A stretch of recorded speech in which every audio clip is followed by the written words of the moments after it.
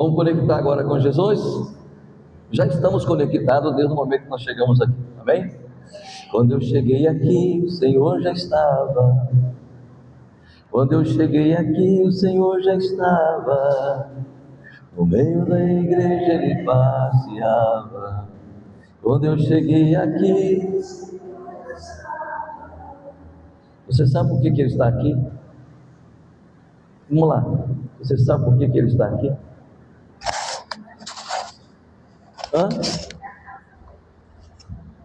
Por que ele está aqui? Porque você está aqui. Porque nós estamos aqui. Deus está aonde o seu povo está. E aonde ele está e o seu povo está, a bênção vem. Eu agradeço por vocês terem vindo. De verdade, por isso da alma. É um desafio e tanto. Então vamos falar de desafio, né? Vamos falar de desafio e oportunidade. Para uns é um desafio, para outros, oportunidade de crescimento. Depende muito de como você vê, depende muito de como você quer encarar uma situação. No livro de Gênesis capítulo 24, vamos abrir lá a nossa Bíblia, e eu vou pedir para vocês lerem, porque não tem hoje data show. Então quando eu mencionar um versículo, alguém lê em alto e bom som, para a gente entender.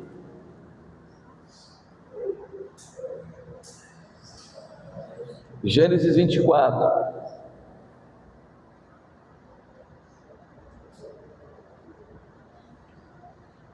Diz assim: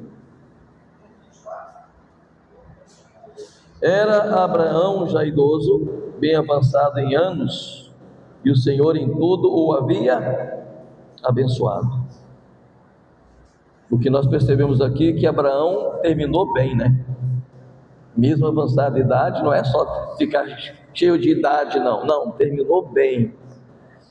Disse Abraão ao seu mais antigo servo da casa, que governava tudo que possuía: põe a mão debaixo da minha coxa, para que eu te faça jurar pelo Senhor Deus, Deus do céu e da terra, que não tomarás esposa para o meu filho das filhas dos cananeus, entre as quais habito, mas irás à minha parentela, e daí tomarás esposa para Isaque, meu filho.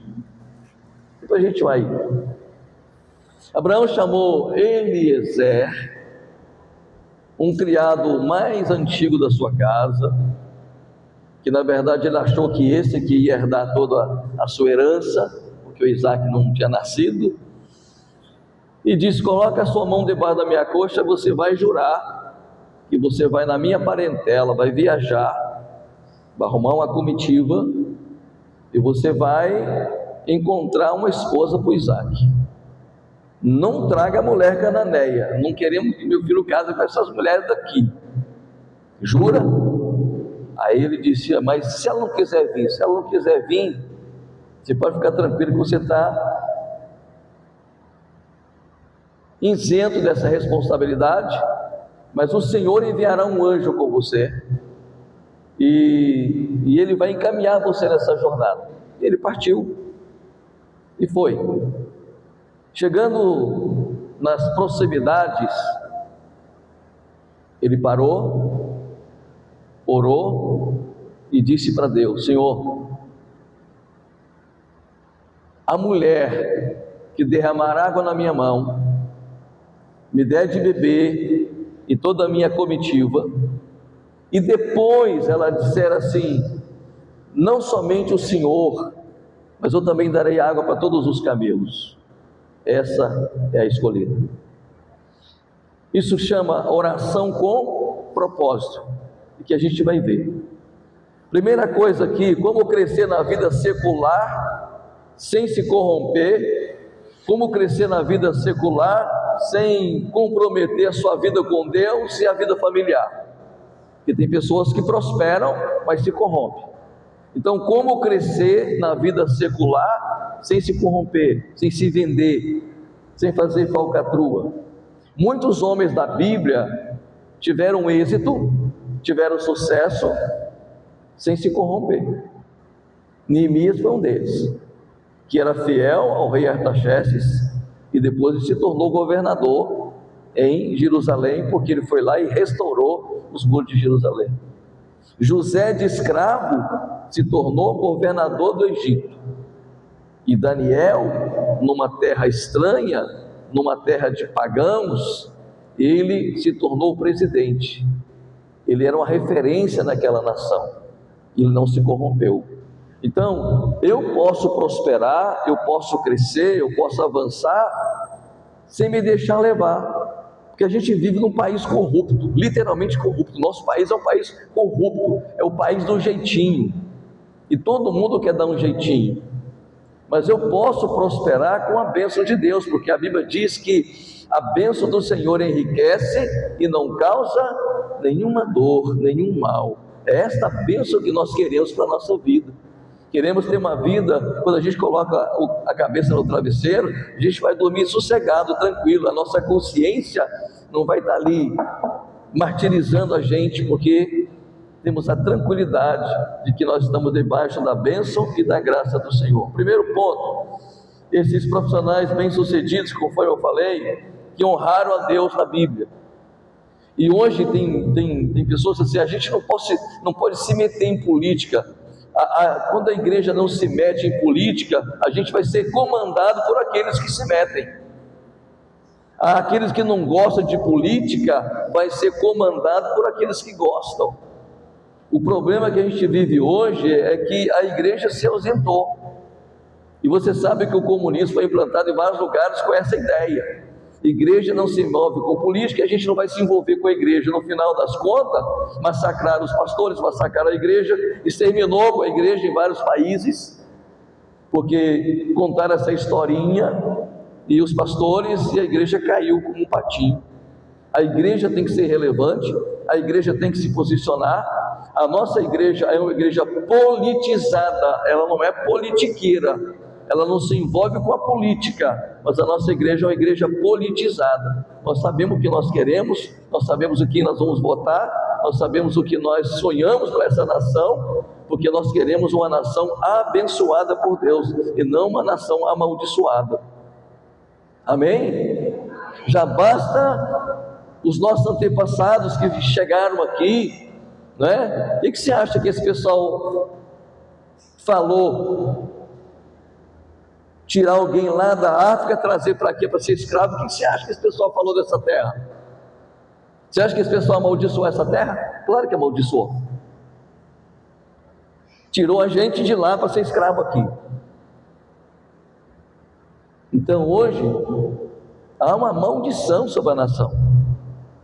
E o pior, essa maldição está aumentando. E a igreja está delirando, está achando que não está acontecendo nada de anormal. Está acontecendo sim. E a gente precisa se posicionar sem se corromper. Amém? Segundo ponto, a gente tem que aprender a vencer os nossos desafios. O que é necessário para vencer desafios?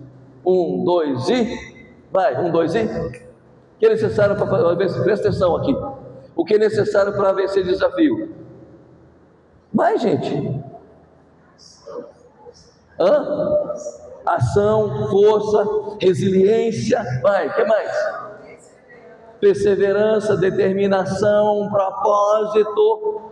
O que mais? Visão. Uma empresa mandou 2 funcionários. Vamos mudar a palavra, né? Porque não fala mais empregado. Fala assim, 2 cooperadores, 2 representantes para a Índia. A empresa vendia sapato, fabricava sapato. E a missão desses 2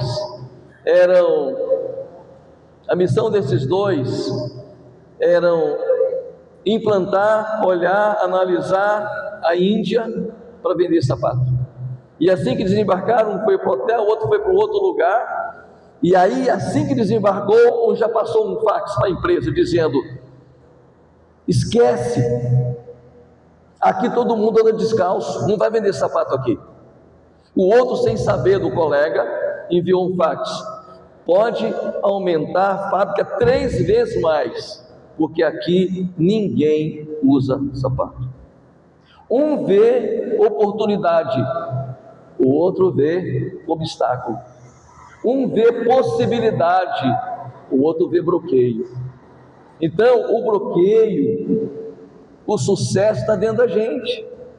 Depende de como você vê, de que ótica você olha, de que visão você olha, de que maneira você olha, de que ângulo você olha. Se você olha de baixo para cima, não tem jeito. Mas se você olha de cima para baixo, você tem uma visão mais ampla, você tem uma visão mais aguçada, e você vai ver possibilidades.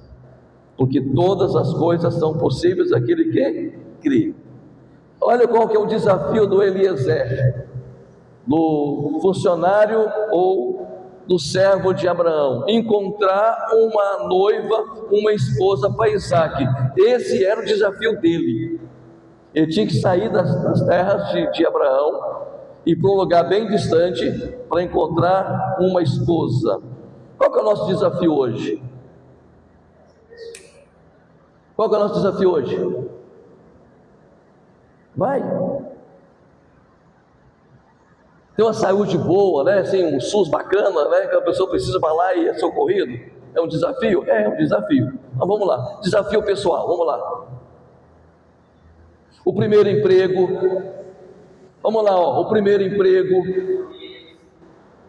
se manter no emprego, ter uma família estruturada, fazer um vestibular, passar no vestibular, fazer uma faculdade, terminar um curso técnico, concluir o que começou. É um desafio, não é? É um desafio hoje. Quantas pessoas hoje têm dificuldade, às vezes tem que sair do país para estudar fora, porque os recursos são limitados. Qual é o seu desafio? O que você tem enfrentado hoje? Como você tem encarado os seus desafios? Terceiro ponto: para vencer desafios é necessário, primeiro, aprender a assumir compromisso. Ninguém vai prosperar, ninguém vai decolar, ninguém vai ser bem sucedido se não aprender a ter compromisso. Se eu falei que eu vou pagar, eu vou pagar. Haja o que houver, o preço que tiver que custar, eu vou pagar, porque eu tenho um compromisso, porque eu assumi um compromisso. E Deus abençoa pessoas que têm compromisso com Ele. Deus só tem compromisso com aqueles que têm compromisso com Ele. Se eu estou compromissado com Deus, Deus está compromissado comigo. Amém? Então, o primeiro ponto aqui é aprender a ter compromisso. Ele saiu dali com um compromisso. Eu fiz um juramento e eu tenho que cumprir esse compromisso. Eu não posso voltar sem trazer a noiva, sem trazer uma esposa para o Isaac. Segundo ponto, ter iniciativa própria. Eu preciso ter iniciativa de fazer as coisas acontecerem, porque as coisas não acontecem por acontecer. Você tem que provocar alguma situação. A gente tem mania de ver alguém decolando e a gente só ficar olhando. Alguém decolando, a gente fica embaixo olhando. Se ele decolou, eu posso decolar também. Se ela prosperou, eu posso prosperar também. Porque a derrota e a vitória em nós habita. Está dentro de você o sucesso e o fracasso, a bênção e a maldição, a derrota e a vitória. Está dentro da gente. É você que decide o que você quer para a sua vida. Então, ter iniciativa. O que ele fez? Vamos lá no verso 10 do capítulo 24. Ele vai lá, sem o seu patrão mandar, sem Abraão mandar, ele vai lá e pega camelos e um pouco de tudo que o seu Senhor tem. É isso que está escrito aí? Alguém pode ler em alto e bom som? Verso 10. E o servo tomou 10 camelos Nos caminhos do seu Senhor, partiu o Espírito. Toda a fazenda do seu Senhor estava em sua mão. E levantou-se e partiu para a Mesopotâmia, para a cidade de Joá. Há pessoas que só fazem o que manda.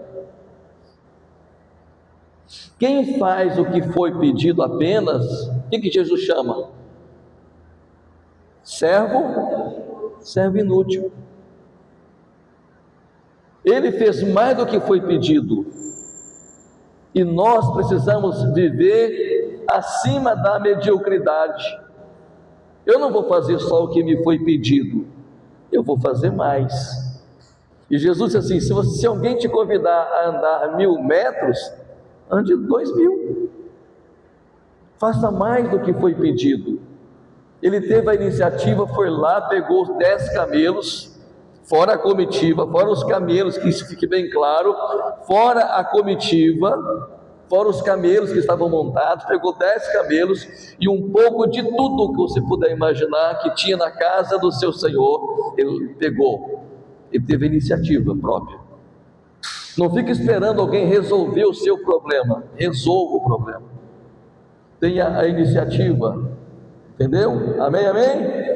Esse homem foi resoluto, ele foi decidido, ele teve iniciativa própria. O segundo ponto é iniciativa espiritual. Verso 11 e 12. Qual é a iniciativa espiritual? Ele parou e orou.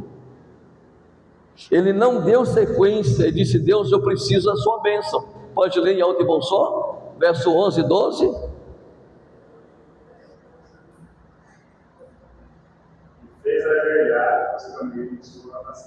Ele fez ajoelhar os camelos. Continue.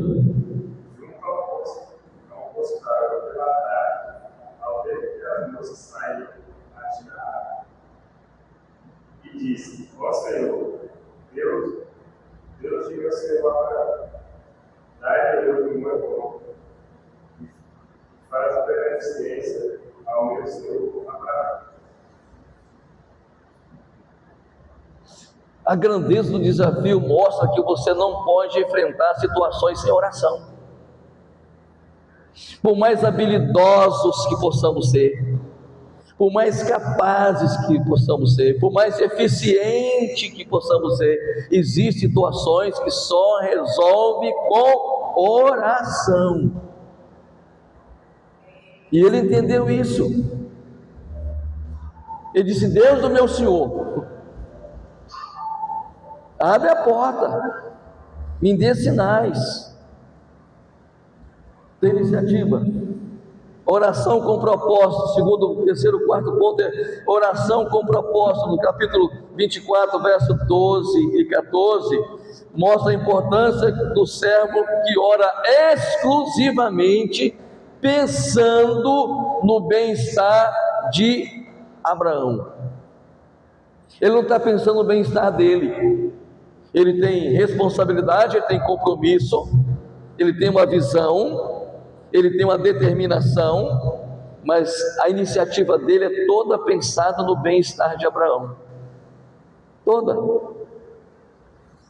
E isso mostra que às vezes também, quando nós oramos por alguém, talvez as pessoas nem saibam que nós estamos orando por eles. Mas o poder da oração, a eficácia da oração, o poder da oração intercessória, a Bíblia diz que a oração do justo muito pode no seu efeito. Tem pessoas que nem sabem que você existe, mas se você disser assim, essa pessoa vai ser alcançada, vai ser abençoada, vai ser curada. Deus, envia o teu anjo lá, Deus, envia o teu anjo lá e faz o milagre acontecer, Deus. Isso quer dizer que a pessoa não é egocêntrica, não está pensando nela, está pensando no bem-estar do outro. Ele está pensando no bem-estar de Abraão. Eu não vou falhar na minha missão. Ele me mandou buscar uma esposa para o filho dele, eu vou encontrá-la. E ele está dizendo: Deus, me ilumine, me direcione. Amém? Então toda oração com propósito tem resposta. Eu vou repetir: toda oração com propósito tem respostas. E ele faz os camelos se ajoelhar, e ele também se ajoelha. Provavelmente ele colocou a equipe toda lá de joelho e faz oração dizendo: Deus, a mulher que vier tirar água, se me der de beber, e der de beber aos meus camelos, esse é o sinal, um grande sinal. E o que aconteceu? Isso significa que eu tenho que pensar grande e ter mentalidade de excelência, porque aparece a jovem à tardezinha. Mentalidade de excelência,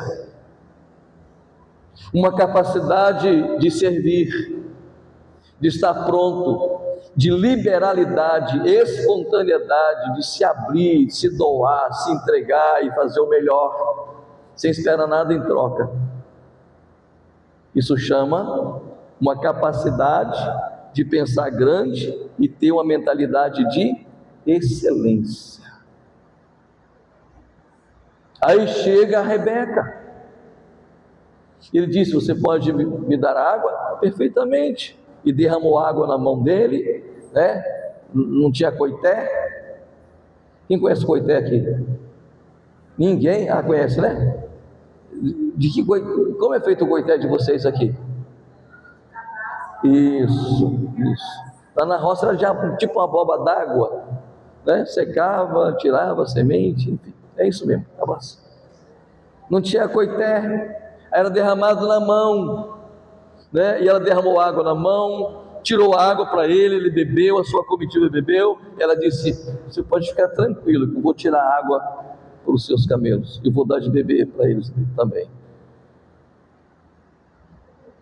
Você nem imagina o trabalho que é tirar água para dar água para camelo. A Bíblia fala de 10 camelos. 10 camelos ele pegou para dar de presente, fora da sua comitiva. Um camelo bebe 130 litros de água. Um camelo bebe 10 litros de água em 60 segundos, 1 minuto. Imagina o trabalho que a Rebeca teve. Imagina o trabalho de descer a corda e puxar a corda, encher e correr lá e despejar, talvez no coxo, para que os camelos bebessem. Por isso que eu estou dizendo, a gente precisa ter uma mentalidade de excelência, fazer mais do que foi pedido. Não espere resultado dos homens, espera de Deus. Mas existem algumas recompensas que chegam na hora.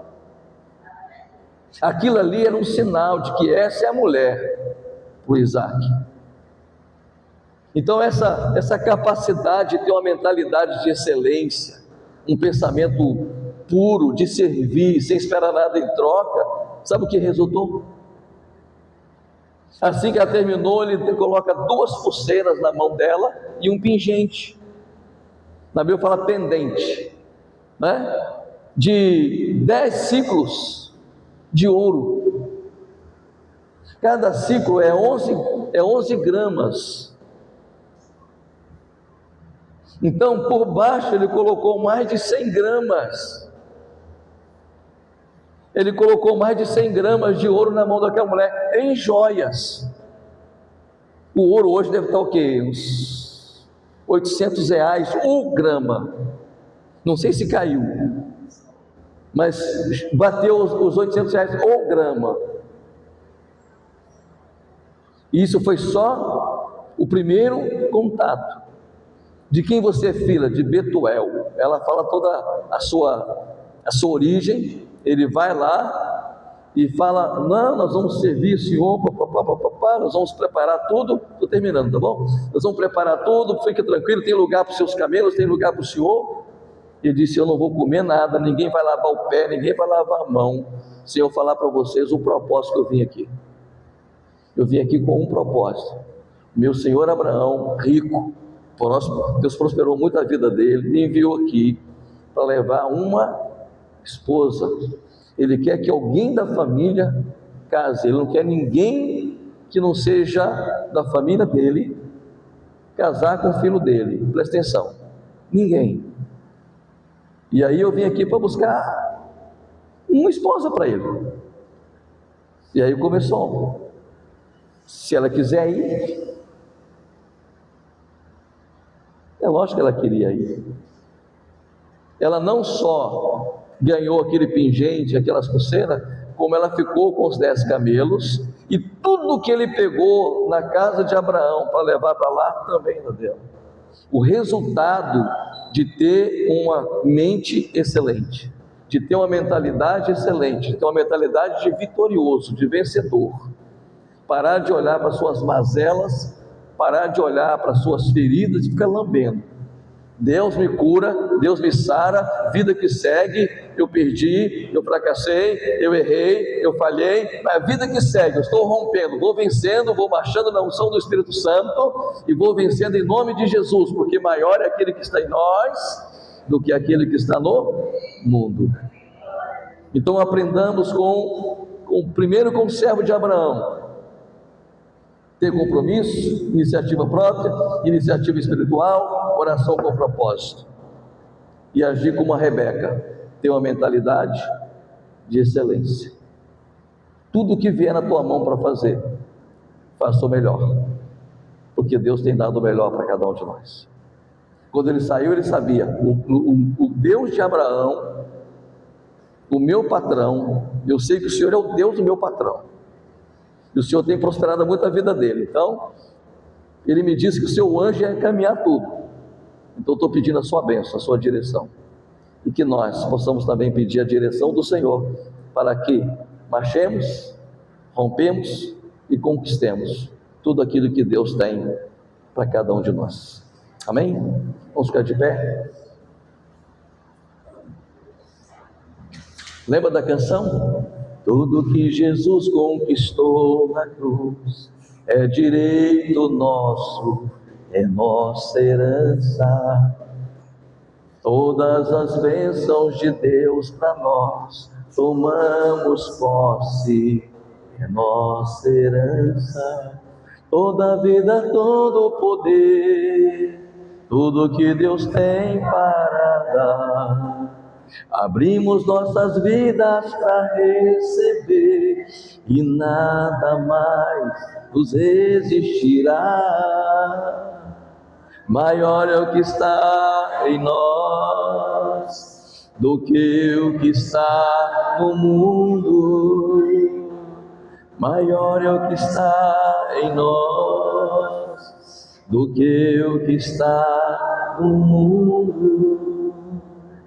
Coloca a sua mão direita sobre o teu coração. Aleluia. Abra bem a porta do teu coração e deixa a luz do céu entrar. Deixa o favor de Deus entrar, deixa a graça de Deus entrar, deixa a presença de Deus entrar. Pai, em nome de Jesus, nós sabemos que nascemos com um propósito, e nós queremos viver esse propósito com toda intensidade.